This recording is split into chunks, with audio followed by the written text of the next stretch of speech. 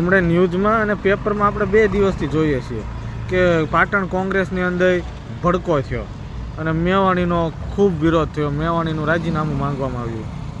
આવું આ મીડિયાવાળા ન લખે ને તો એમના સમાચાર છે ને બ્રેકિંગ ન્યૂઝ થાય કઈ રીતે?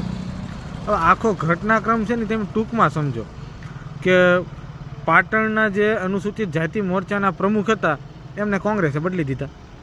એટલે જે જૂના પ્રમુખ હતા ને એને બળતરા થઈ એટલે આ જૂના પ્રમુખે એક પ્રેસ કોન્ફરન્સ બોલાવી અને એની અંદર જિગ્નેશ મેવાણીનો ફૂલ વિરોધ કર્યો અને પોતે જે એમને હટાવી દીધા છે હોદ્દા ઉપરથી તેના જવાબદાર જિગ્નેશ મેવાણીને ફેરવ્યા. હવે આનાથી થયું હું કે આ જે ભાઈ છે ને જેને કોંગ્રેસે હટાવી દીધા એ ભાઈનો ખૂબ પ્રચાર થયો ગુજરાતમાં. અત્યાર સુધી નક્કી ભાઈને ઓળખતું કોણ હતું કોંગ્રેસમાં અને તમે મેવાણીનો વિરોધ કરશો તો હું મેવાણી પડી જશે એમ.